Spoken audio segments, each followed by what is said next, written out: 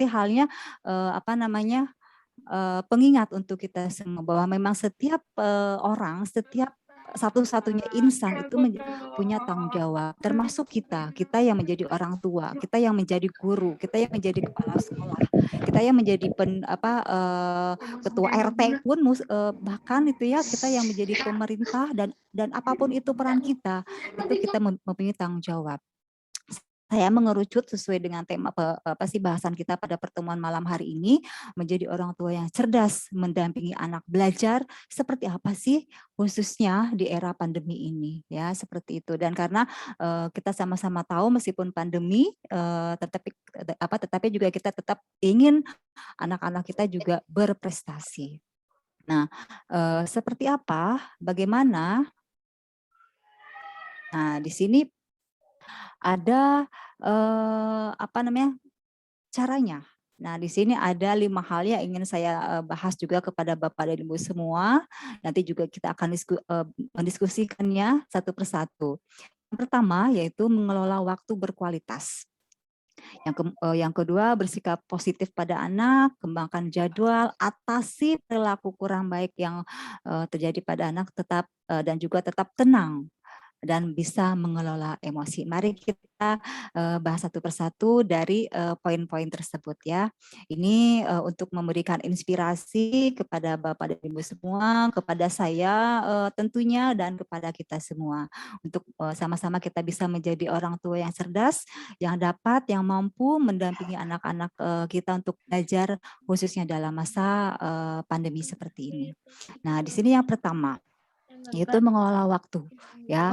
Nah, di sini kita juga bisa meminta anak untuk memilih jenis kegiatan yang disukai. Karena kan tentunya setiap anak punya punya keinginan, punya minat, punya ketertarikan yang berbeda gitu kan. Nah, kita kan tidak juga bisa memaksakan kehendak kita kepada kepada anak-anak kita kalau misalkan memang itu tidak disukai oleh mereka. Nah, kita juga tidak bisa memaksakan. Karena kalau misalkan memang kita tetap memaksakan, apalah jadinya itu maunya kita, tetapi bukan maunya anak. Namun di sini pun kita juga bisa memberikan arahan, bimbingan kepada kepada anak kita. Karena kan tentunya yang paling tahu persis, yang paling mengerti persis adalah sebenarnya kita orang tuanya terhadap anak-anak itu ya.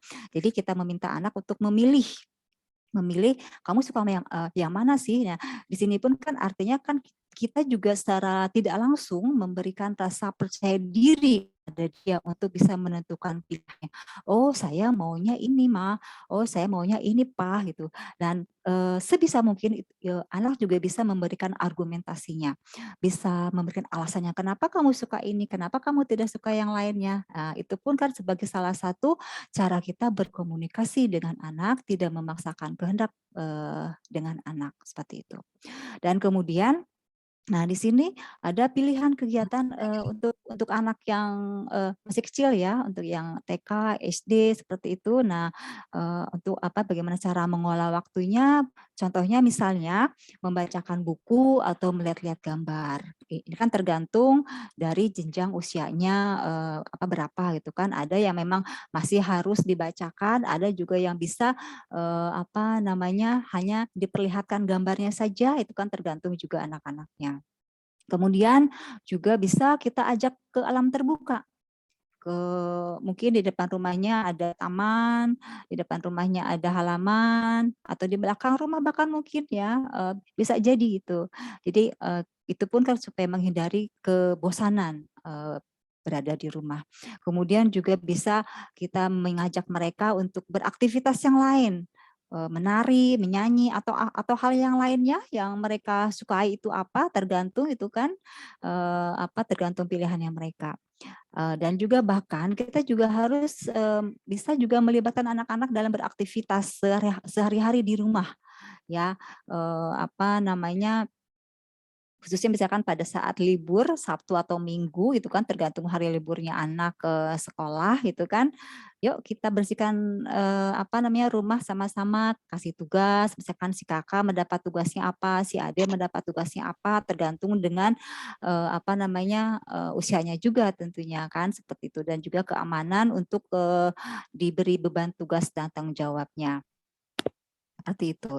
Intinya dalam hal ini kita juga bisa untuk mengelola waktu kebersamaan kita bersama anak. Jangan sampai pada masa pandemi ini memang kita lebih banyak bersama anak di rumah gitu ya, karena kan memang anak sekolahnya di rumah dalam tanda kutip ya.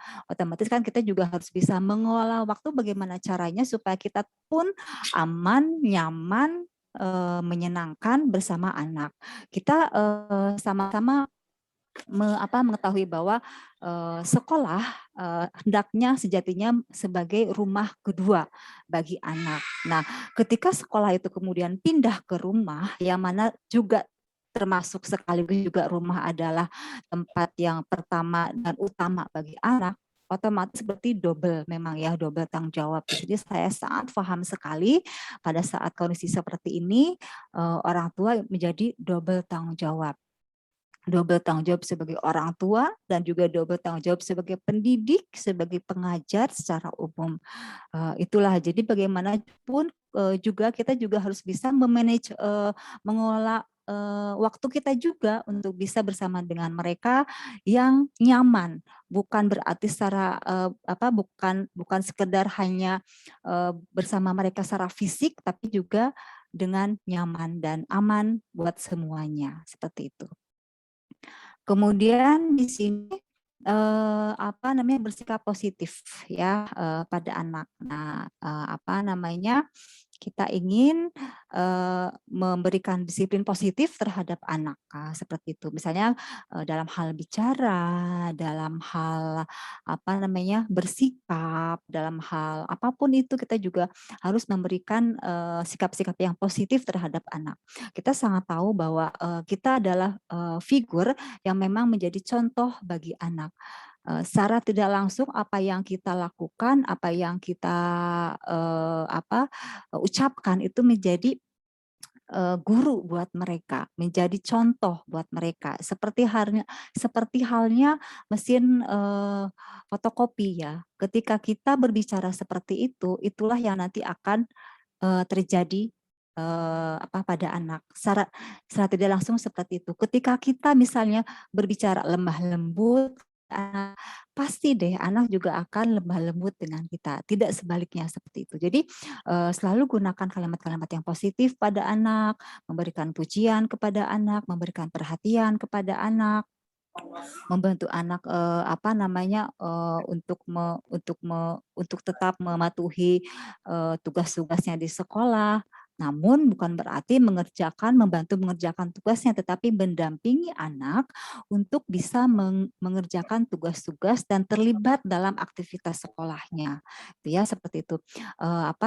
Intinya dalam sikap positif terhadap anak ini kita juga ingin patut memberikan perhatian kepada anak bahwa dalam kondisi seperti ini itu anak tetap harus semangat, tetap harus memberikan tetap harus memberikan kontribusi yang positif terhadap keluarganya, terhadap ibu bapaknya dan juga terhadap sekolahnya, terhadap guru-gurunya dengan berbagai cara tentunya ya, seperti itu.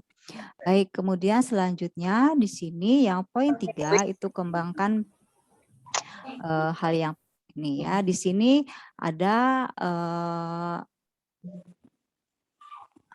ya, mohon izin di sini ada gangguan ada gangguan layar saya.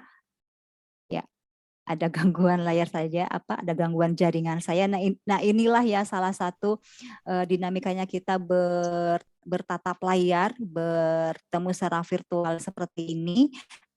Kita sangat tergantung pada jaringan. Ketika jaringan itu terganggu, kemudian juga hubungan kita juga terganggu. Ya, namun alhamdulillah sudah kembali stabil di sini jaringan saya, dan di sini saya lanjut bahwa kita juga dapat mengembangkan jadwal ya. Ketika pandemi ini kemudian menghentikan rutinitas anak di sekolah, tetapi kemudian juga itu tidak hendaknya menjadi menghentikan rutinitas di rumah kan, seperti yang tadi bahwa apa namanya, sekolah menjadi rumah kedua bagi anak, tetapi kemudian ketika sekolah itu pindah ke rumah, itu kan kita juga otomatis tidak menghentikan rutinitas anak untuk bersekolah. Jadi rutinitas, anak bersekolah itu pindah ke rumah, ya, seperti itu. Nah, di sini kemudian juga ada hal-hal yang juga bisa tentunya Bapak dan Ibu orang tua bisa tanamkan untuk tetap mengembangkan jadwal bersekolahnya di rumah ya, seperti itu.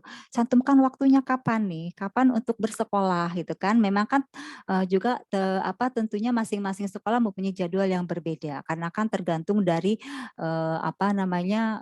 kemampuan, hal yang lainnya banyak banyak ya, banyak hal yang berpengaruh pada jadwal-jadwal yang dikembangkan oleh masing-masing sekolah tentunya. Nanti juga kita bisa bisa diskusi lebih lebih lanjut lagi. Namun yang pasti bahwa tanamkan kepada anak-anak bahwa tetap ada jadwal sekolah gitu ya. Jadi, meskipun meskipun, mungkin ya jadwalnya agak agak mundur di jam berapa, menggunakan pakaian yang seperti apa, tetapi, kembangkan bahwa kamu sekarang ada jadwal sekolah. Jadwal sekolah ini kapan, kan harus bahkan juga kalau bisa, sebisa mungkin nih, itu ditempel, ditulis, ditempel sehingga menjadi sebuah kesepakatan dengan anak. Jadi tidak tidak hanya secara lisan saja. Dan kemudian juga, ajarkan anak tentang jaga jarak yang aman gitu ya, seperti itu. Karena kan apalagi dalam kondisi seperti ini kita kan sama-sama tahu meskipun, tetap di rumah itu juga kan tetap, ada kalanya anak juga kan bisa berinteraksi dengan anak-anak yang lainnya di luar rumah ketika mungkin ke warung atau mungkin ketika main dekat-dekat dengan, tetangga rumah itu kan tetap juga harus menjaga protokol kesehatan. Kemudian juga, tetap, protokol kesehatan juga yang lain juga tetap harus terpatuhi. Dan yang paling pasti adalah, menjadikan kita kita orang tua itu menjadi, figur yang patut dipanut oleh, anak-anak kita, seperti itu. Kemudian juga kita juga, diharapkan untuk dapat mengatasi perilaku yang kurang baik pada anak. Nah, ketika Mmm, memang ya kondisi seperti ini membuat semuanya stres, dapat dikatakan seperti itu. Jangankan, anak, kita pun stres seperti itu ya, menghadapi kondisi seperti ini dengan berbagai permasalahannya. Mulai dari, macam-macam lah ya, mungkin tidak perlu disebutkan di sini gitu ya, karena kan kita sama-sama tahu. Nah, tetapi kembali lagi saya menyampaikan bahwa kita sebagai orang dewasa yang tentunya memiliki pemikiran yang lebih, untuk bisa memaklumi, mencari cara mengatasi gitu kan, dibandingkan dengan anak-anak tentunya itulah, pengorbanan kita sebagai orang tua untuk bisa mengatasinya. Nah di sini kalau misalkan, ketika anak itu menunjukkan perilaku yang kurang baik, alihkan ke hal yang lain, supaya tidak mulu-mulu di situ gitu kan. Jadi alihkan, ke hal yang lain gitu kan. Nah sesuai dengan apa yang dia, minati tentunya. Nah jadi kan supaya terbuyarkan, perilaku yang kurang baiknya itu beralih menjadi ke hal yang baik. Nah seperti itu ya. Kemudian juga hentikan sebelum, itu terjadi, kemudian juga ajarkan anak berkonsekuensi, tapi juga tentu kita juga harus harus konsisten terhadap dengan apa Pero yang sa menjadi mga konsekuensinya. Rajna. Dah, Dan, tetap tenang saat memberikan konsekuensi, yang, selanjutnya adalah memberikan anak kesempatan untuk melakukan hal yang baik, dan ketika mereka sudah melakukan hal yang baik, pujilah mereka, tidak dibiarkan ya. Ada kalanya kan kita, mungkin ya, pada saat anak itu sudah bosan, menunjukkan kebosanannya, kemudian menunjukkan perilaku yang kurang baik, itu kan seperti itu kita juga menjadi sulut emosi kita, ingin rasanya kita juga ikutan ikutan tidak baik dengan menunjukkan marah kita, dengan menunjukkan emosi kita, tetapi itulah, kita juga harus konsisten terhadap apa yang menjadi, konsekuensinya. Sebisa mungkin juga ada kesepakatan, ada kontrak perilaku antara kita orang tua dengan anak. pada saat kita sudah menentukan jadwal sekolah dengan anak, hari Senin apa pelajarannya, jam berapa dimulai, hari Selasa apa, setiap hari apa bagaimana, apakah memang juga ada pertemuan tatap muka dengan guru secara luring atau bagaimana, itu kan tergantung jadwal masing-masing. Disepakati, ditulis, kemudian menjadi sebuah kontrak perilaku antara anak dengan orang tua. Dan, yang namanya kontrak biasanya kan tentunya ada, hitam di atas putih ya, dan kemudian juga ada bubuhan tanda tangan. Tanda tangan kita dan orang tua, artinya itu menjadi sebuah kesepakatan yang dipatuhi oleh kedua-duanya, baik, anak maupun orang tua. Dan tentunya kita juga sebagai yang membuat kontrak, yang menawarkan kontrak kepada anak, itu juga harus, konsisten terhadap, apa yang terbunyikan dalam kontrak tersebut. Contoh misal gitu ya, bangun pagi, setelah bangun pagi ngapain, kemudian ngapain kan misalnya ya, sholat, baca Mohon maaf nih, Mbak. Quran, doa, dan lain sebagainya, kemudian juga sekolah, mandi, punya semua. Nah, ada poin di bawahnya, sanksi misalkan gitu ya. Nah, jika, tidak mematuhi, maka saya bersedia untuk menerima sanksi. Sanksinya apa? Misalnya sanksinya harus membaca Asmaul gitu ya, kita kan harus memberikan sanksi yang positif terhadap anak seperti itu. Dan kita juga harus konsisten. Dulu tuh waktu pas anak melanggar aturannya sanksinya apa ya? Nah, kita juga harus konsisten gitu terhadap apa yang sudah dalam kontrak tersebut. Nah, jadi Mohon harus izin dibunyikan supaya kita mengingatkan juga tidak lupa.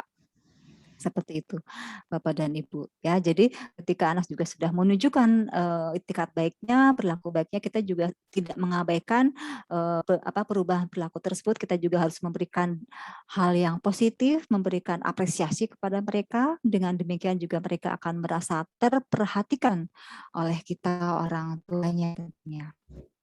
Dan, di sini yang terakhir adalah meskipun bagaimanapun ya kita, dalam, kondisi seperti ini menangani 2 hal double ya, mengelola rumah dan juga mengelola sekolah di rumah gitu ya, kita juga orang tua, tentunya diharapkan tetap tenang dan dapat mengelola stres ya. Nah, seperti apa caranya? Bagaimana caranya kita nih orang tua itu ya, bisa mengolah stres, bisa supaya tetap tenang. Karena apa? Contohnya ya, di sini nih disebutkan pada saat anak-anak tidur misalnya. Nah, kita bisa melakukan hal-hal yang kita sukai. Kita suka apa ya? Oh, lagi, menjahit. Nah, atau misalkan lagi, suka misalnya misalnya menggambar mungkin, ada bapak atau ibu yang hobinya menggambar juga bisa bisa saja, ya seperti itu. Kemudian juga, terbuka dan juga mendengarkan anak, ada juga jeda sejenak. Jeda sejenak artinya juga kita juga harus cooling down terhadap apa yang menjadi rutinitas sehingga tidak menjadi, rutinitas yang bertubi-tubi. Mengambil jeda dapat membantu jika anak-anak merasa mengganggu ya, atau kita melakukan kesalahan, seperti itu. Misalnya ya, "Aduh anak-anak kok mengganggu ya, mengganggu saya," gitu ya. "Saya tuh pengennya, menuntaskan jahitan saya tuh pengennya menuntaskan lukisan saya, tapi kok anak-anak tuh mengganggu saya dengan tugas-tugas mereka," gitu ya. Macam-macam gitu kan, seperti itu. Atau bahkan mungkin karena kesalahan kita.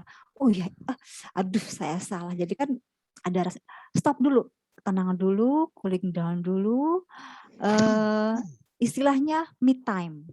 Kita, juga bukan berarti kita egois, tapi juga kita juga harus mengelola diri kita. Jangan sampai kita juga terpancing, jangan sampai juga kita ikutan, stres yang kemudian nanti dampaknya bisa lebih parah lagi ya kalau misalkan memang kita tidak mampu mengelola dengan baik seperti itu.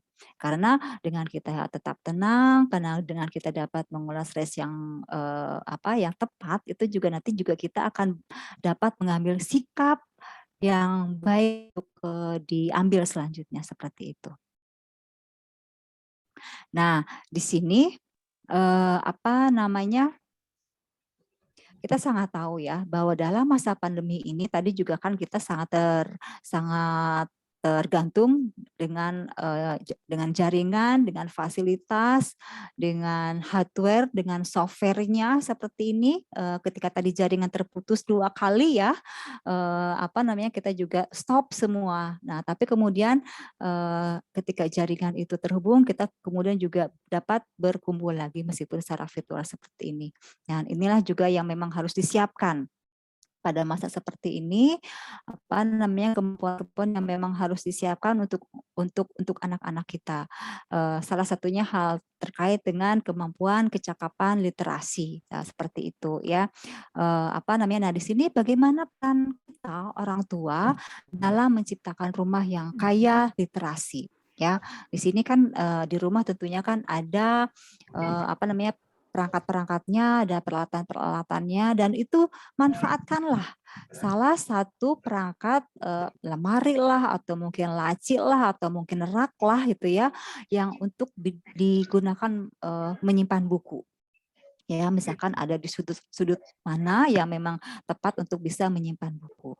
Kemudian juga letakkan keranjang atau rak berisi buku dan alat tulisnya di ruang keluarga, dapur, atau bahkan kamar tidur gitu ya, seperti itu. Jadi apa namanya, tidak hanya bukunya, tidak hanya majalahnya, tapi juga alat tulisnya yang siap pakai tentunya gitu ya, diletakkan di sudut-sudut yang memang itu strategis, bisa di ruang keluarga, di dapur, atau di mana saja yang memang itu banyak apa namanya, digunakan oleh warga rumah tentunya. Karena apa?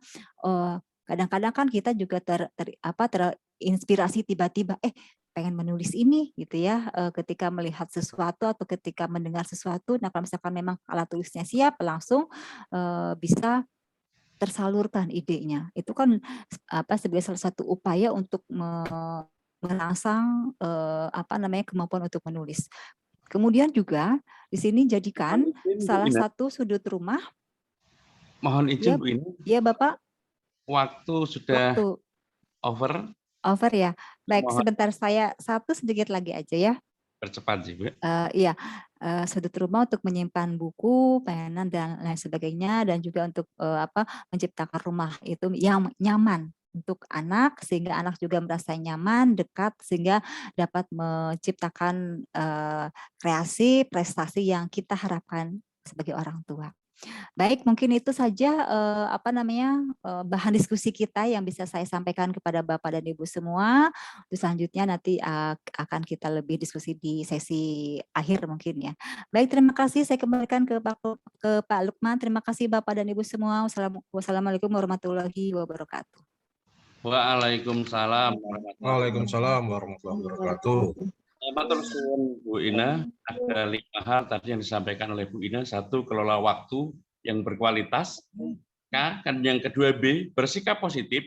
Yang ketiga K, kelola jadwal. Yang keempat, tetap tenang. T, tetap tenang dan kelola stres. Terus kemudian yang terakhir adalah A, PKB. Ini yang saya lupa. Yang luput dari catatan saya. Atasi perilaku kurang baik. Atasi perilaku kurang baik, APKB tadi. Atasi perilaku kurang baik pada anak. Oke, nggih, matur suwun Bu Ina. Sangat cetha mela-mela bahasa Jawanya. Itu penjelasan dari Bu Ina. Kemudian ada pantun nih Bu Ina. Bu Tejo memang solutif, dia mampir ke Sawo Jajar. Jadi orang tua memang harus tetap positif saat dampingi anak belajar. Setuju. Setuju Bu J? Oke. Yang kedua, pantunnya Pak Lukman. sore-sore makan seblak, pedasnya memang tidak wajar. Orang tua jangan selalu galak karena saat dampingi anak belajar. Oke, jangan galak-galak. Oke, yang kedua, berikutnya kita akan dengarkan paparan pencerahan enlightenment dari Ibu Lucy Nuryanti. Beliau asli tiang Jawi, kalau saya tiang listrik. Mangkaten, monggo dipersilahkan Bu Lucy, juga waktunya karena ini sudah jam 9 kurang 5 menit, bisa diefektifkan waktunya sehingga nanti bisa ada waktu untuk bertanya jawab atau berdialog. Monggo Bu Lucy disilakan. Ya, terima kasih Pak Lukman. Nyun sewu, ini saya belum bisa share itu Pak, belum dijadikan co-host. Mbak David, nyun sewu, Bu Lucy dijadikan co-host.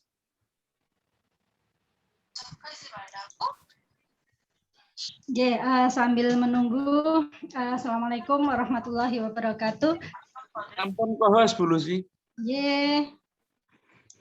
Waalaikumsalam warahmatullahi wabarakatuh.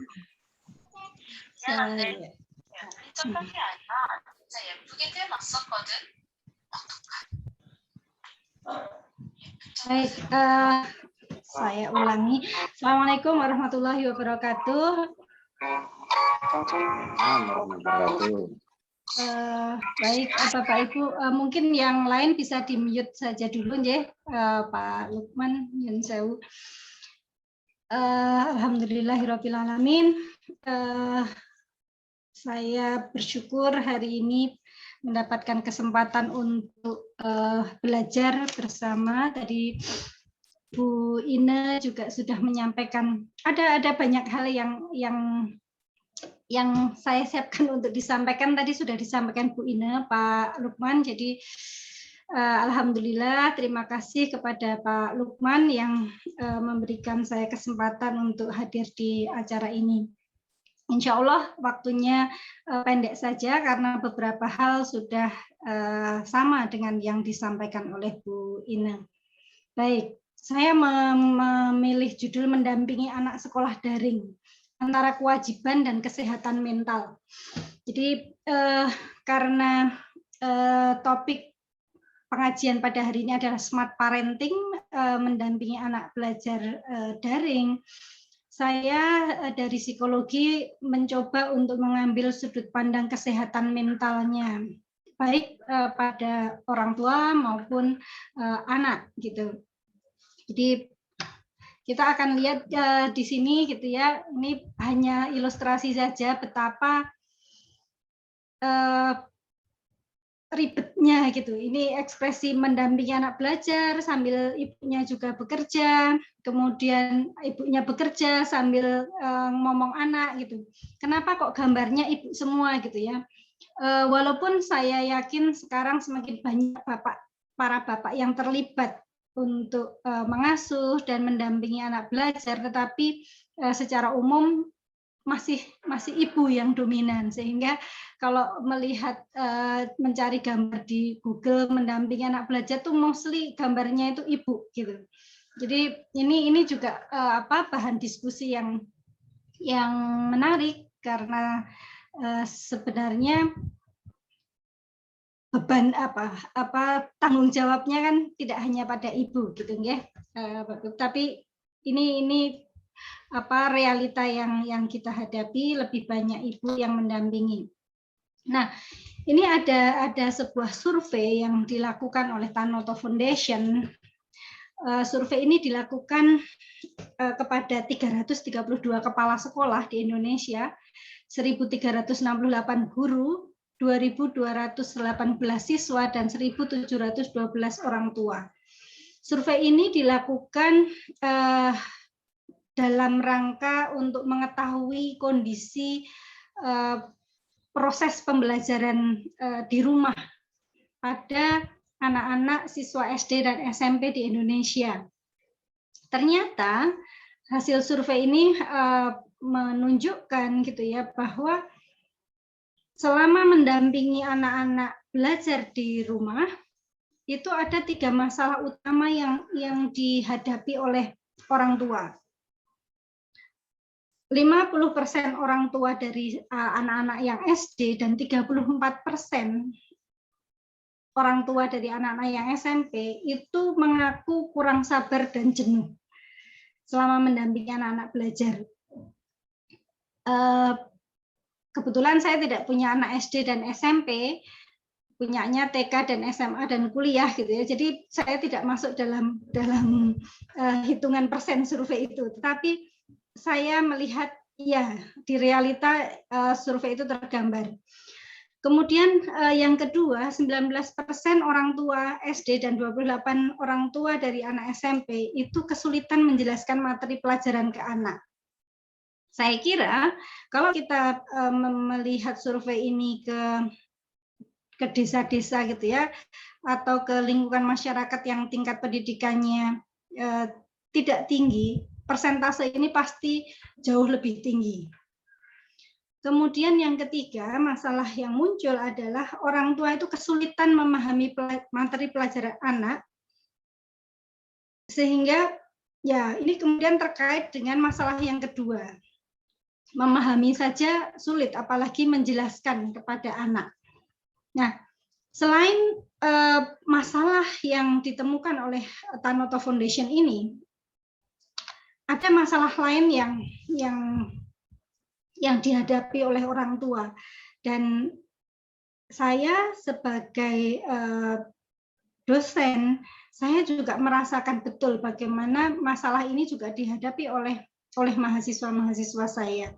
Jaringan yang tidak stabil, kuota internet yang terbatas, sehingga beberapa kali misalnya kemarin gitu ya, ketika tadi pagi selesai kuliah, saya di WhatsApp oleh mahasiswa, Bu, mohon maaf saya tadi tidak bisa ikut sampai selesai kuliahnya karena kuotanya habis. Atau Bu, mohon maaf tadi jaringan internetnya putus, jadi tidak bisa belum mengisi presensi misalnya gitu. Jadi masalah-masalah seperti ini juga dihadapi oleh orang tua. Saya beban anggaran untuk kuota, untuk ini jaringan internet ya. Kemudian banyak orang tua yang tidak paham internet, dalam artian bukan internet koneksi, tetapi orang tua yang tidak paham atau mungkin tidak terbiasa menggunakan internet. Sekali lagi ini banyak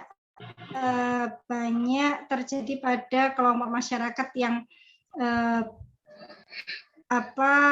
tingkat pendidikannya rendah. Kemudian juga ini yang real dan ini terjadi pada hampir semua kelompok masyarakat, itu adalah membagi waktu. Bagaimana kesulitan untuk membagi waktu antara mendampingi anak belajar dengan bekerja. Terutama ini pada orang tua yang tetap harus berangkat ke kantor, sementara anaknya belajar di rumah. Ini dilema yang luar biasa. Nah, ini masalah-masalah yang muncul itu kemudian menimbulkan gitu ya, menimbulkan hal-hal yang dirasakan oleh orang tua itu sebagai tekanan, sehingga membuat orang tua menjadi stres. Kalau kita mengikuti di sosial media, banyak sekali percakapan atau ekspresi atau ini postingan yang menunjukkan betapa para ibu terutama itu mengalami tekanan yang berat ketika mendampingi anak belajar di rumah. Kemudian juga orang tua merasakan kelelahan karena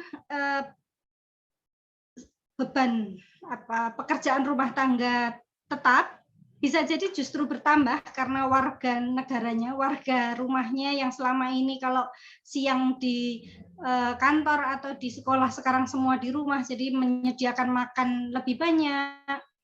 Masih ditambah kalau yang bekerja mengerjakan tugas dari pekerjaan, ditambah dengan beban mendampingi anak sekolah. Jadi kelelahan. Kemudian beban biaya tambahan juga tadi kota dan lain-lain, kemudian hubungan dengan anak yang memburuk. Nah, ini hal yang menurut saya cukup ironis gitu ya, karena kebersamaan secara fisik yang bertambah karena selama pandemi kita harus tinggal di rumah, dan idealnya gitu ya, idealnya kebersamaan yang lebih banyak ini akan membuat hubungan orang tua dan anak itu menjadi lebih baik. Tetapi kenyataannya ternyata dari beberapa penelitian itu ditemukan bahwa justru karena kebersamaan yang tinggi itu ya, itu justru membuat hubungan dengan anak itu menjadi lebih buruk. Kebetulan saya membimbing beberapa mahasiswa yang melakukan penelitian bahwa ternyata kekerasan di dalam rumah tangga itu meningkat tajam selama pandemi. Jadi baik orang tua kepada anak atau suami kepada istri atau istri kepada suami. Jadi kekerasan di dalam rumah tangga itu meningkat gitu. Kemudian, nah, kesedihan, rasa pesimis, rasa marah ini ternyata juga menjadi lebih tinggi dirasakan oleh orang tua. Mengapa? Sedih karena merasa tidak mampu membimbing anaknya, pesimis karena anakku kok jadi malas begini, anakku kok tidak mampu ya menguasai pelajaran, anakku gitu. Kemudian marah mungkin banyak sebabnya, tetapi kalau di sebuah penelitian yang dilakukan di Aceh itu dikatakan marahnya karena marah pada diri sendiri, marah kepada anaknya gitu ya. Kadang dilematis, sebenarnya marah kepada anak tapi tidak bisa mengekspresikan, kemudian jadi marah kepada diri sendiri karena merasa tidak mampu gitu. Jadi ini adalah hal-hal yang dari sudut pandang kesehatan mental, tadi saya mengatakan itu kemudian membuat kondisi kesehatan mental orang tua dan anak itu ternyata kemudian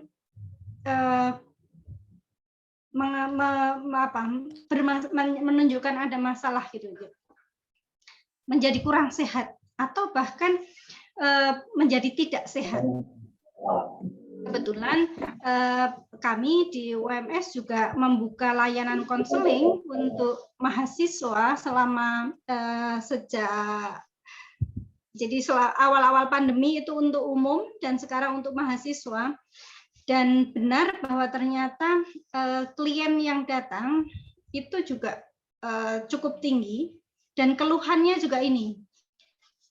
Stres gitu ya, merasa sedih tanpa sebab yang jelas, merasa pesimis dengan masa depan karena ini harusnya sudah hampir lulus tapi kok malah pandemi, terus habis lulus nanti harus ngapain gitu ya, cari kerja di mana gitu. Kemudian yang terakhir apa yang harus dilakukan kalau kondisi sudah seperti itu gitu ya. Padahal seperti tadi Pak Lukman mengatakan, pandemi ini belum berakhir. Pandemi ini belum berakhir dan kita masih harus hidup dalam situasi yang memang harus menahan diri. Tetap masih harus mendampingi anak belajar di rumah, walaupun sekarang di beberapa tempat sudah mulai, di Klaten juga saya melihat sudah mulai tatap muka dengan terbatas, gitu. Tetapi belum bisa seperti sebelumnya, gitu. Sehingga tetap pendampingan orang tua di rumah itu masih harus dilakukan. Pertanyaannya kemudian adalah bagaimana tetap bisa mendampingi anak belajar di rumah, tetapi juga kesehatan mentalnya tetap terjaga. Karena kalau nanti kesehatan mentalnya ini tidak terjaga, urusannya jadi panjang. Ya, nah ini saya mencoba untuk menuliskan beberapa hal yang bisa dilakukan. Tadi beberapa sudah dijelaskan oleh Bu Ine. Terima kasih Bu Ine. Jadi yang pertama meluruskan niat. Sebagai Muslim kita harus yakin gitu ya bahwa segala sesuatu yang kita lakukan itu tergantung kepada niatnya.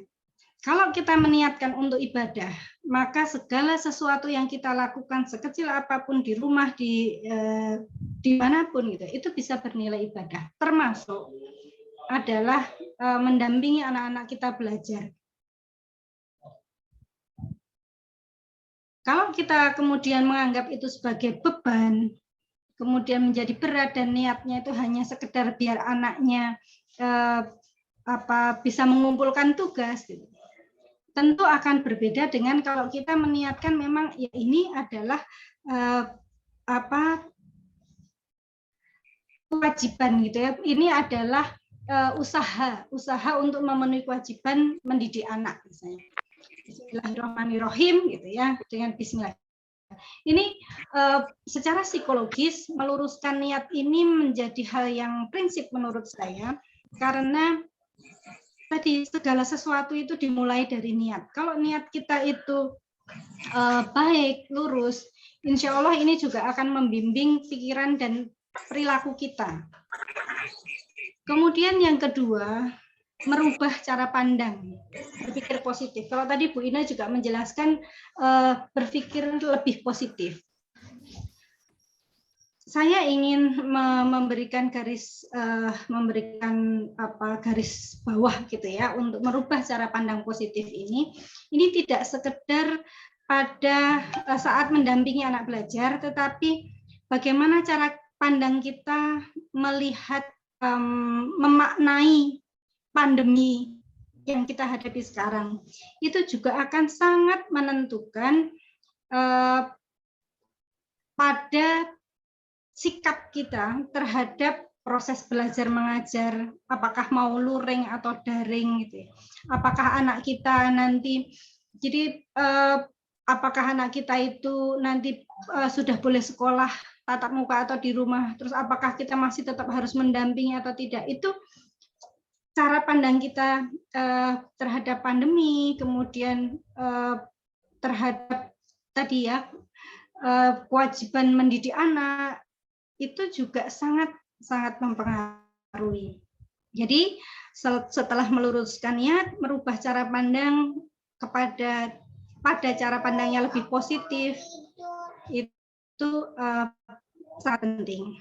Kemudian atur jadwal, tadi sudah dijelaskan Bu Ine, kemudian pilih cara yang tepat.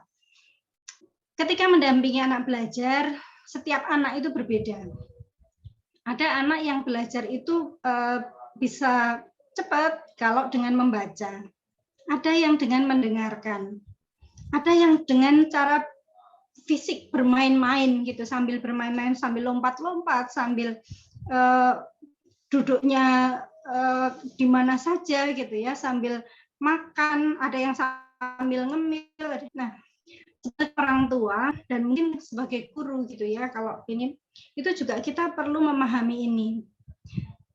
Jadi jangan sampai kita misalnya punya anak 3 atau 4 gitu ya, kita menganggap semuanya itu sama gitu, sehingga ya semua harus kalau belajar tuh duduk di kursi, pakai meja, kemudian membaca gitu ya, anteng gitu.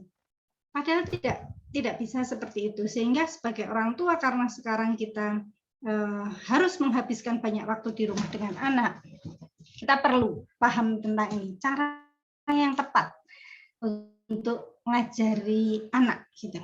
Buat kesepakatan tadi sudah dijelaskan Bu Ine, jadi tidak perlu saya jelaskan. Nah, kemudian yang sangat terkait dengan kesehatan mental lagi adalah mengakui kekurangan. Bapak Ibu, seringkali ego kita sebagai orang tua itu membuat kita sulit untuk mengakui kekurangan. Seperti tadi dari survei yang dilakukan ditemukan bahwa banyak orang tua itu yang kesulitan untuk memahami dan menjelaskan kepada anaknya tentang materi sekolah. Tetapi karena kesulitan untuk mengakui kekurangan bahwa saya tidak mampu, apa yang kemudian yang keluar dari orang tua? Marah. Karena merasa tidak mampu menjelaskan, anaknya jadinya juga kesulitan memahami. Kemudian yang keluar adalah marah-marah gitu ya. Kamu ini loh dari tadi kayak gitu aja kok enggak bisa sih gitu ya Mas. Padahal itu sebenarnya juga karena ketidakmampuan orang tua untuk menjelaskan. Jadi mengakui kekurangan. Kalau misalnya memang tidak paham misalnya, ini maaf, ini aku nggak bisa ini gitu misalnya. Mungkin bisa tanya ke Pak Guru atau Bu Guru misalnya gitu ya. Ini secara kesehatan mental ini penting gitu, karena kalau kita tidak mampu mengakui kekurangan kita, tadi ekspresi yang muncul itu jadi tidak tepat. dan itu kemudian akan mengganggu relasi orang tua dan anak. Kemudian fleksibel, jadi dalam situasi pandemi yang serba tidak menentu ini, orang yang paling bisa sehat mental itu adalah orang yang fleksibel. Kita tidak perlu terlalu kaku dengan jadwal, misalnya tadi Bu Ina menjelaskan tentang jadwal. Kita tidak perlu terlalu dengan target belajar misalnya. Kita fleksibel, kita bisa lebih kalau orang Jawa bilang stel kendo gitu ya, stel kendo gitu. Sehingga itu tidak membebani orang tua dan anak. Yang terakhir, meminta bantuan. Nah, ini orang Jawa itu kadang-kadang tidak semuanya bisa asertif untuk meminta bantuan. Tetapi untuk bisa meminta bantuan, salah satunya memang kita perlu mengakui kekurangan. Nah, meminta bantuan itu adalah salah satu bentuk keterampilan yang penting untuk menjaga kesehatan mental kita. Karena ternyata ada banyak klien kami itu yang datang itu ketika masalah itu sudah ruwet bundet gitu. Kenapa? Karena sebelumnya merasa bahwa malu, merasa tidak layak untuk datang konseling, merasa tidak layak, masalah kayak gitu kok dikonselingkan gitu, nanti diketawain orang dan sebagainya. Sehingga keterampilan untuk minta bantuan ini menurut saya adalah keterampilan yang memang perlu dilatih. Tetapi bukan berarti kemudian bahwa kita itu harus sering minta bantuan, bukan. Di sini adalah justru bagaimana kita bisa mengenali situasi, mengenali diri kita, kapan kita memang betul-betul butuh bantuan, kapan dan bagaimana minta bantuan kepada siapa gitu ya. Itu keterampilan yang penting. Dalam hal mendampingi anak belajar, meminta bantuan ini juga penting. Misalnya tadi orang tua sekian persen orang tua itu tidak sanggup. Nah, kalau sudah seperti itu, harusnya orang tua juga perlu gitu ya, harus bisa minta bantuan guru, minta bantuan tetangga mungkin, minta bantuan anak yang lebih besar atau siapa yang bisa membantu. Jadi ini untuk menjaga tadi kesehatan mental orang tua dan anak gitu. Terakhir, ini saya mengambil tagline judulnya Ibu Bahagia Anak Gembira Belajar. Jadi sekali lagi saya tidak mengecilkan arti bapak-bapak yang mendampingi anak belajar. Saya yakin sekarang semakin banyak bapak-bapak yang mendampingi anak untuk belajar. Tetapi dari banyak survei memang ditemukan lebih banyak ibu gitu ya. Sementara ibu itu adalah kunci kebahagiaan di rumah itu. Kalau misalnya ibunya gembira, bahagia, itu akan membawa spirit bahagia juga di rumah dan juga sebaliknya. Nah, bagaimana membuat ibu bahagia sehingga anak juga gembira belajar, suaminya juga betah di rumah bahagia juga gitu ya. Di sini kemarin saya ikut pengajian tuh ini me time, couple time, family time, social time. Jadi seorang ibu itu perlu dipenuhi kebutuhan ini, for time-nya itu. Me time, jadi waktu untuk dirinya sendiri. Jadi, ada ibu-ibu yang me time-nya untuk ke salon gitu ya. Ada yang untuk ngobrol dengan temannya, ada kalau saya me time-nya dengan berkebun gitu ya. Kemudian couple time ini adalah waktu untuk dengan pasangan, dengan suami. Jadi untuk berbagi rasa, berbagi cerita gitu ya, mestinya ada waktu khusus karena memang ini ada kebutuhan khusus.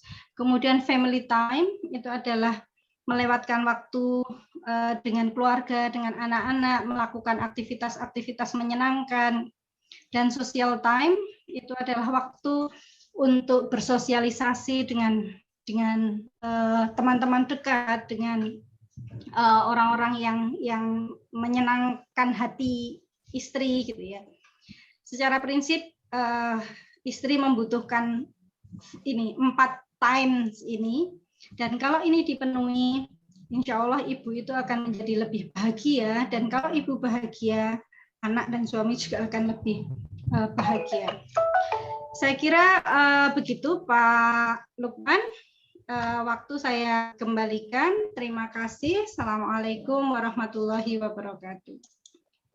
Waalaikumsalam warahmatullahi wabarakatuh. Matur nuwun Bu Lucy. Jalan-jalan pergi memancing, kail dan jala pun disebar. Untuk dampingi anak belajar daring, orang tua harus sabar. Mekaten Ibu, dan kemudian yang disampaikan oleh Bu Lucy tadi memang kesabaran Ibu menjadi kata kunci.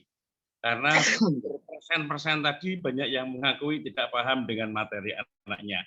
Nah, terus kemudian ada satu hal lagi yang tadi kita soroti, bahwa selama pandemi dan BDR, baik bekerja di rumah maupun belajar di rumah, ternyata ada satu fakta bahwa kekerasan dalam rumah tangga atau KDRT itu meningkat. Tetapi menurut survei yang ngawur, itu juga terjadi kehamilan yang meningkat juga, Bu, ternyata, Bu. Nah, sehingga ini fakta-fakta yang tidak bisa kita lepaskan, yang tidak bisa kita abaikan. Sehingga bagaimana mental itu harus tetap terjaga. Dan kemudian ketika mendampingi anak, maka learning style menjadi harus diperhatikan karena gaya belajar anak itu berbeda-beda ya, Bu ya. Oke, untuk berikutnya kita masih punya beberapa waktu, dan kami nyuwun sewu akan menyapa ketua kami, Ketua LHK PDWM Jawa Tengah, Mas Hafid. Mas Hafid, selamat malam. Halo, Mas Hafid masih adakah di sana? Oke, mungkin sedang izin ke belakang. Kita berikan kesempatan kepada Bapak Ibu yang ada di jamaah Zoomia ini untuk menyampaikan beberapa tanggapan. Saya tidak mengatakan harus bertanya, karena tanggapan tidak hanya bertanya, tapi juga mungkin memiliki teori yang lain, mungkin memiliki pendapat yang akan dikonfirmasi. Monggo silahkan raise hand, kami akan coba, atau langsung menyampaikan saja, langsung unmute, kita akan mempersilahkan Anda untuk bertanya. Atau kalau tidak, silahkan lewat chatnya. Silahkan. Ini ada Bu Rahayu. Ada dari Bu Rahayu. Tadi slide yang kedua apa? Bertanya kepada Bu Ine. Sambil nanti Bu Ine akan menyampaikan slide yang kedua. Itu kalau tidak salah, yang dari Bu Ine itu tadi adalah yang kedua bersikap positif.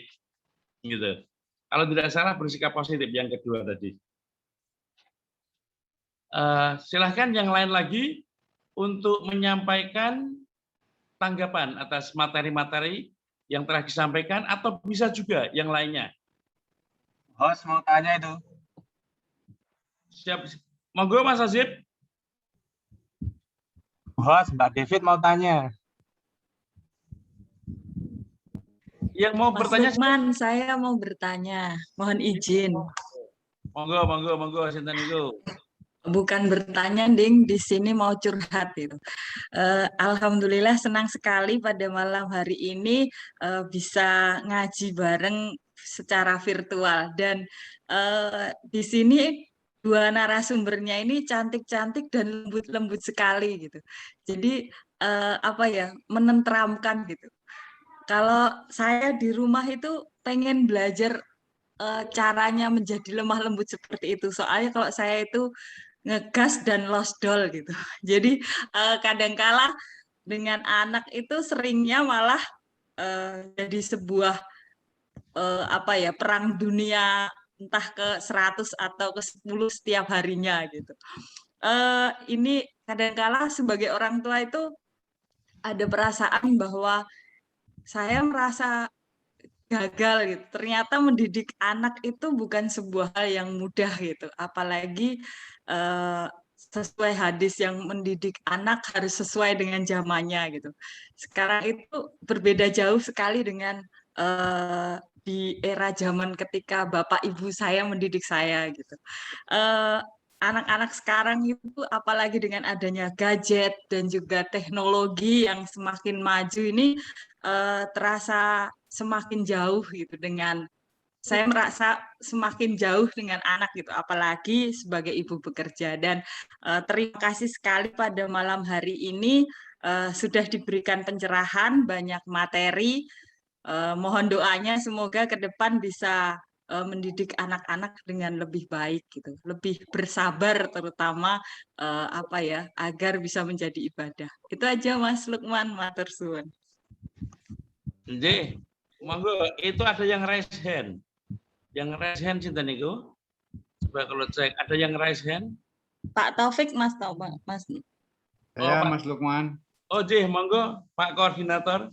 Nggih, matur nuwun atas kesempatannya. Saya ingin bertanya kepada Bu Ine dan Bu Lucy ya. Begini, barangkali ini juga banyak terjadi pada orang tua, terutama yang SD mungkin ya.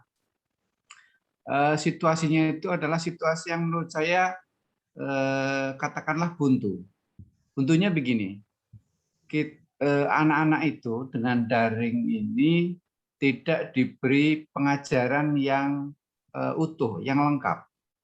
Kalaupun iya itu sedikit sekali. Nah, satu sisi kadang-kadang atau seringnya guru itu memberi tugas, ngisi ini, menjawab ini dan seterusnya.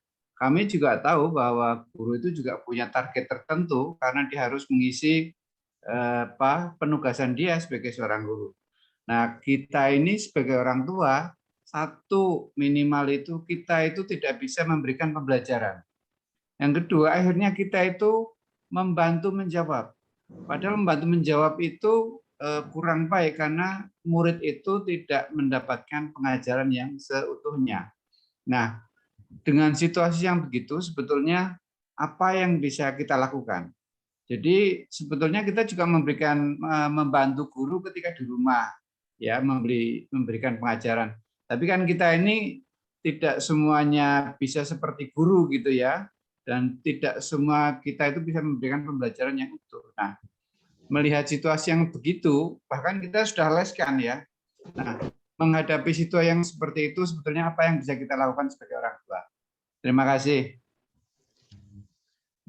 Matur suwun, Mas Taufik. Perlu kami sampaikan pada Bu Ine dan Bu Lucy bahwa yang pertama tadi, yang curhat tadi adalah kepada Mamah Dedeh, itu adalah Mbak Nur Hayati, beliau adalah Mbak David, beliau adalah komisioner di Karanganyar, dan yang ini yang baru saja adalah Mas Taufik. Mas Taufik itu adalah penyelenggara pemilu di tingkat Jawa Tengah. Begitu. Dan tadi curhatnya Mbak Nur Hayati, Mbak David sudah kita dengarkan, dan Mas Taufik itu tadi menyampaikan beberapa hal yang perlu untuk ditanggapi. Langsung saja monggo Bu Lucy terlebih dahulu, baru kemudian nanti Bu Ina terlebih dahulu, baru kemudian nanti Bu Lucy. Monggo Bu Ina dan Bu Lucy. Itu yang masih ada raise hand lagi sebentar ya. Setelah ini. Monggo Bu Ina dan Bu Lucy. Monggo Bu Ina. Ya, baik, terima kasih Pak Lukman, terima kasih Bu David ya sama Pak Taufik yang tadi sudah menyampaikan responnya terkait dengan bahasan kita pada malam hari ini. Ini curhatannya curhatan real ya, Bu David ya. Ya memang seperti itu ya. Jadi bagaimana upaya kita orang tua supaya tetap tenang menghadapi berbagai permasalahan yang ada di rumah. Kita tidak tersulut emosi kita tidak tersulut cara kita untuk bisa ya bagaimana kita caranya supaya bisa bersikap yang baik kepada anak-anak, kepada diri kita sendiri. Tadi juga sudah disampaikan dan saya ingin menyampaikan kembali dan juga sudah diperkuat oleh Bu Lucy sebenarnya bahwa kita perlu jeda. Kita tidak terkungkung oleh rutinitas yang membelenggu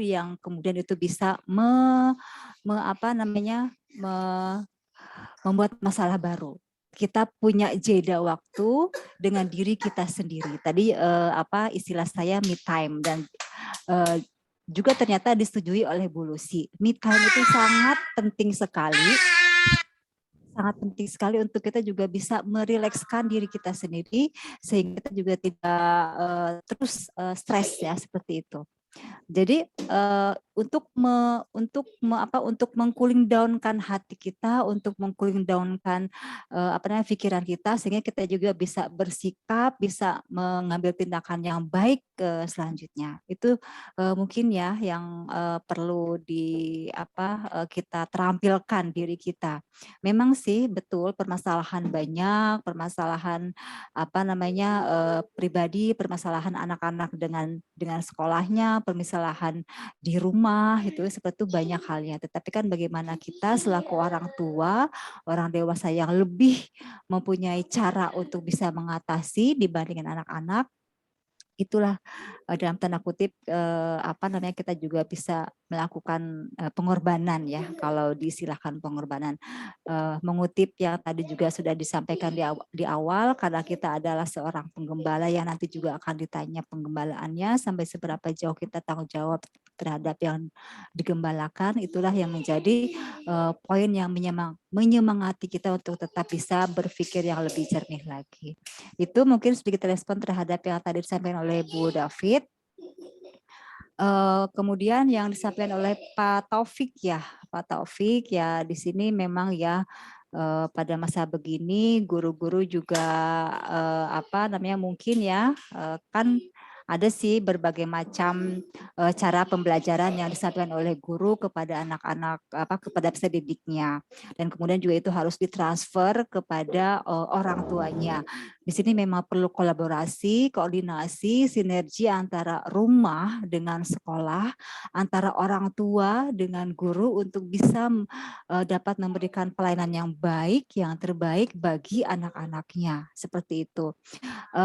Memang dulu ketika masa normal dalam tanda kutip seolah gitu ya, seolah sekolah itu diserahkan kepada guru, kepada sekolah, tetapi kemudian sekarang berubah, sekolah berada di rumah gitu ya.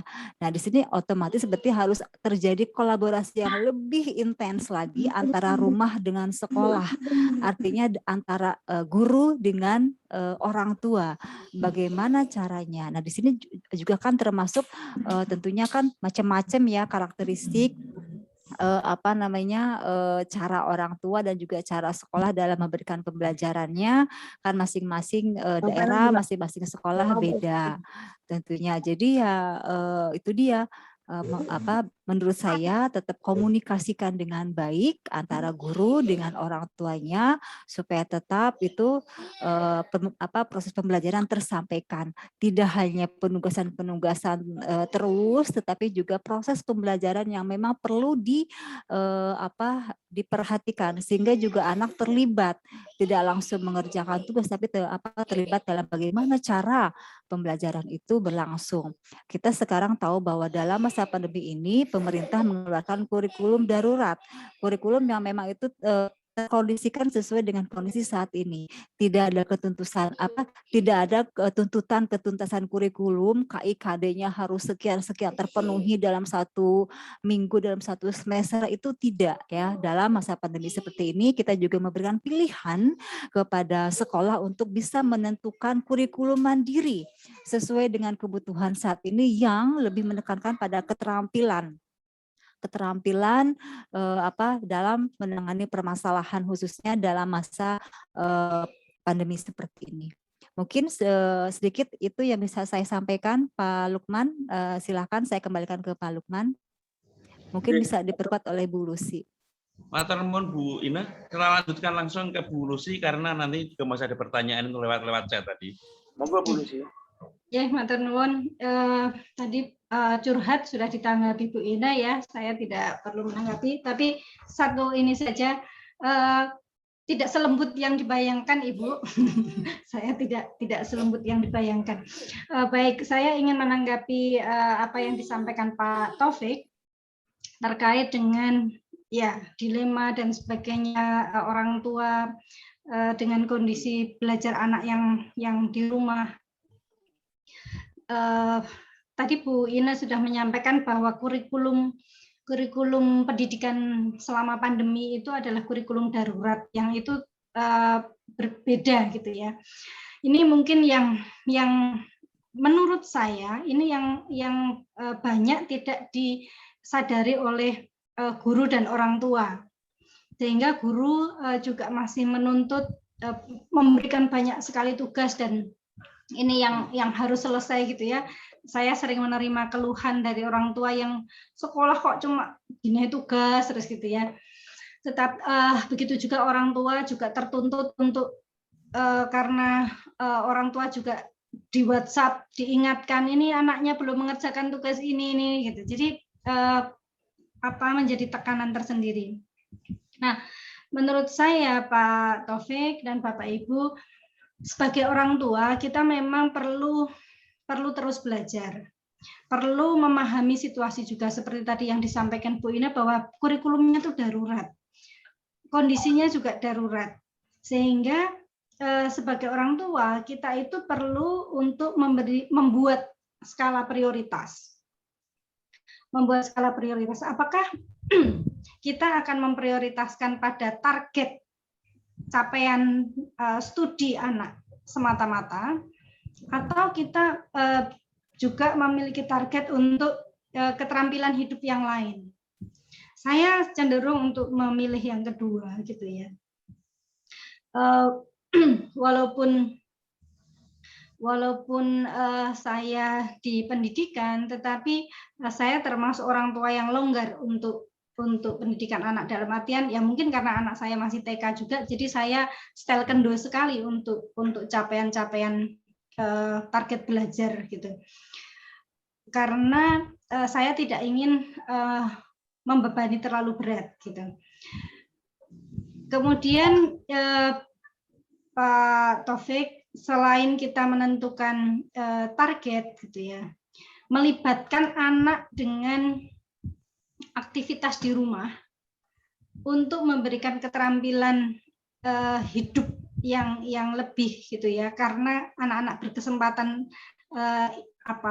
banyak bersama kita di rumah, itu menurut saya justru esensi dari pendidikan yang perlu kita lakukan selama pandemi ini dengan memanfaatkan situasi. Jadi misalnya daripada orang tua stres karena menyuruh anak belajar dalam artian belajar yang menggunakan buku dan pensil dan pen gitu ya, dan ballpoint gitu, kita bisa meminta anak untuk misalnya dengan bagi-bagi tugas untuk membantu memasak, untuk mencuci, untuk membersihkan rumah, untuk yang itu dilakukan bersama orang tua.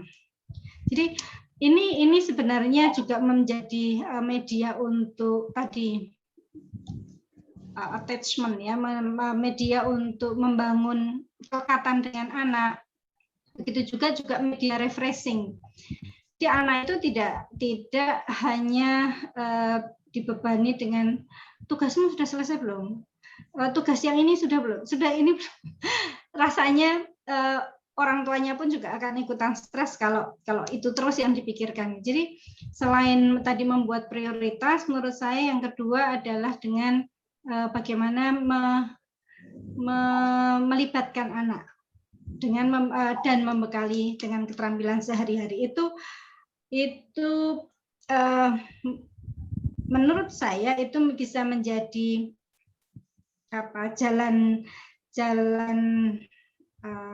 bukan jalan pintas ya, solusi gitu ya untuk apa yang tadi disampaikan oleh Pak Taufik, walaupun saya kira tidak semua orang tua dan tidak semua guru akan setuju dengan itu. Ngaten Pak Lukman, matur nuwun. Oke. Ini waktu sudah molor ini. Ya, waktu sudah melebihi dari jam 9:30. Tetapi mohon satu saja pertanyaan yang tadi sudah ditulis di chat yang mohon untuk dijawab ini tadi. Bu Lucy, mohon izin bertanya, bagaimana solusinya? Ini solusi ini. Berarti Bu Tejo sekali, solutif. Bagaimana solusinya di era pandemi ini? Saya sangat prihatin terhadap anak didik kami yang sopan santunnya kurang. Sangat jauh dengan anak pada era sebelum pandemi. Ya, tadi sebagaimana saya sampaikan di awal bahwa memang Mas Menteri atau Mas Nadiem ini pernah mengatakan bahwa salah satu kelemahan dari PJJ atau pendidikan daring itu adalah susahnya untuk melakukan pendidikan karakter. Ini ditanyakan oleh, waduh, sorry, tulisannya kecil sekali sehingga saya tidak bisa membacanya dari siapa. Mohon tadi dijawab oleh Bu Lucy. Secara singkat, padat, dan tidak jelas. Maaf. Oh, ini dari Puji Lestari, maaf. Ya. Dari Puji Lestari yang tanya. Singkat, padat, jelas. Ya, Bu Puji Lestari, terima kasih pertanyaannya. Jadi memang itu salah satu konsekuensi yang mau tidak mau kita terima gitu ya. Tetapi meskipun begitu, ada kunci yang bisa kita pegang gitu untuk paling tidak meminimalkan itu gitu, yaitu eratnya kerjasama guru dan orang tua. Tadi Bu Ina juga sempat menyebut itu. Jadi kalau selama ini yang saya lihat banyak sekolah itu yang interaksi komunikasi antara guru dan orang tuanya itu terbatas pada tugas-tugas saja, menanyakan, Bunda tolong apakah anaknya sudah mengerjakan tugas, Bunda ini tugas anaknya belum misalnya. Nah, untuk persoalan pendidikan karakter ini tidak bisa sebatas itu. Salah satu yang bisa dilakukan sekolah adalah mengadakan dalam tanda kutip pertemuan-pertemuan dengan orang tua, entah pertemuan dengan melalui media daring atau ininya apa gitu ya, platformnya apa, tetapi bagaimana guru itu mengkomunikasikan kepada orang tua terkait dengan target pendidikan ini, sopan santun, pendidikan karakter. Karena bagaimanapun yang 24 jam bersama anak sekarang adalah orang tua. Sementara, seperti tadi dari hasil survei dan kondisi kita di lapangan, kita mengetahui bahwa tidak semua orang tua itu paham dengan hal-hal seperti itu. Ini sayangnya. Sayangnya memang tidak semua, dan itu harus kita terima, gitu, bahwa tidak semua orang tua itu paham dan tahu bagaimana cara mengajarkan itu. Sehingga kalau guru juga merasa bahwa ada masalah seperti itu, maka sekolah ini bisa mengambil inisiatif untuk tadi melakukan komunikasi kepada orang tua, mengintensifkan komunikasi, interaksi kepada orang tua untuk berbagi gitu ya. Mungkin sekolah bisa secara periodik mengadakan parenting forum, misalnya forum parenting untuk orang tua. Cara ngajari anak mengucapkan terima kasih saja. Saya yakin tidak semua orang tua mampu melakukan itu. Nah, guru bisa mengadakan forum untuk ngajari orang tuanya dulu. Ngajari orang tuanya dulu, nanti orang tua ini yang akan mengajarkan itu kepada anak-anak di rumah. Begitu karena mintanya pendek begitu itu sudah cukup panjang Bu Puji Lestari, Pak Lukman monggo. Matur suwun Bu Lucy atas jawaban singkat, padat dan jelasnya. Matur suwun atau thank you. Atur nuhun Bu Ine yang sudah panjang lebar tadi juga menyampaikan, menjelaskan pada kita, memberikan pencerahan, dan dari Bu Puji Lestari yang ada di Karanganyar juga sudah menyampaikan terima kasih. Artinya sudah mengajarkan cara menyampaikan terima kasih sebagaimana tadi disampaikan oleh Bu Lucy, Bu J. Karena terima kasih, maaf, tolong itu adalah 3 kata kunci yang sebenarnya sangat gampang diucapkan, tapi kenapa sangat sulit dilakukan.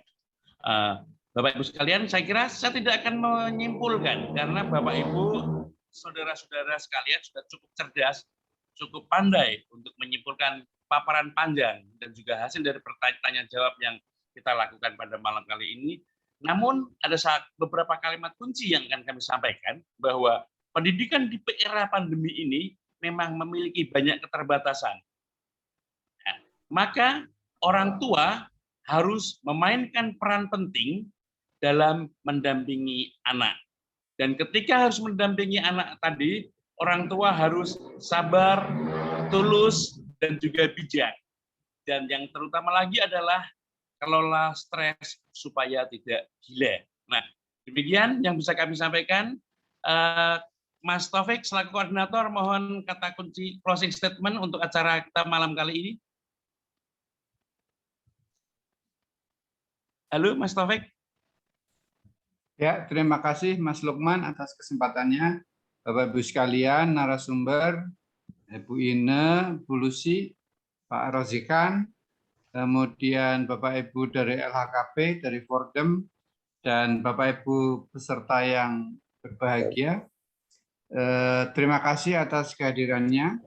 Kemudian kepada narasumber kami ucapkan terima kasih atas ilmunya dan pencerahannya untuk kita semua. Yang kemudian satu lagi yang kami sampaikan adalah kami mohon maaf ada kendala tadi, tidak hanya jeda tapi barangkali ada kolega dari Bapak Ibu sekalian yang tidak sempat masuk karena ada kendala dari kami, kendala teknis. Ini menjadi masukan buat kami, mudah-mudahan ke depan bisa lebih baik lagi dan tidak ada kendala. Itu saja, terima kasih sekali lagi atas ilmu dan pencerahannya untuk kita semua. Mudah-mudahan bermanfaat, mudah-mudahan menjadi amal ibadah kita semua. Assalamualaikum warahmatullahi wabarakatuh. Waalaikumsalam warahmatullahi wabarakatuh. Waalaikumsalam warahmatullahi wabarakatuh. Ini Bu Eni Rahmawati, IAIN Salatiga. Iya Pak Lukman. Tadi bertanya, Bu Lucy, Bu Ine, saya dulu mahasiswanya Prof. Taufik. Oh ya. Iya di UMS sama Prof. Musa dan Pak Waston. Oh, Fai Ibu. Iya di kelas doktoral PAI. Oh ya. Sekarang Pak Taufik jadi dekannya. Oh ya, di psikologi. Ya. Tadi mau sharing-sharing Pak Lukman. Iya, kan kebanyakan kita itu di sekolahan itu kebanyakan minim tentang parenting, Pak. Betul. Jadi paradigma wali murid itu tahunya kalau ke sekolahan, ke madrasah, atau ke lembaga pendidikan itu mesti seputar pembangunan, terus seputar keuangan. Nah itu seperti itu. Padahal justru wadah bagus ketika semakin dioptimalkan parenting itu. Nah itu loh. Maka langkah-langkah optimalisasi parenting, kemudian membedah, menggeser, bukan merubah, menggeser pola pikir fixed mindset terhadap grow mindset itu yang diperlukan di Indonesia ini. Nah gitu. Ya, matur suwun saringannya. Iya. Semoga pandemi segera berlalu. Ini ibu-ibu, emak-emak tidak stres lagi ya, Bu Lucy, Bu Ine. Dan saya mau dalam memandu acara ini banyak celeleannya karena tidak ada gading yang tidak retak. Kalaupun ada yang retak, ya mari kita tempel lagi. Ya, Lawan bayi. Assalamualaikum warahmatullahi wabarakatuh. Waalaikumsalam warahmatullahi wabarakatuh. Waalaikumsalam Pak Taufik, Pak warahmatullahi Lukman, wabarakatuh. salam kenal. Terima kasih Pak Taufik, terima kasih Pak Lukman, terima kasih Bapak Ibu semuanya. Ya, jangan kapok Bu Ine, terima salam untuk Prof. Taufik ya. Terima kasih Bu Puput, ya, terima kasih semuanya. Mohon pamit ya. Amin. Salam sehat Syukran untuk kita katsir. semua. Amin, amin. Amin. Assalamualaikum. Waalaikumsalam. Matur nuwun Pak Lukman, Pak Taufik dan panitia.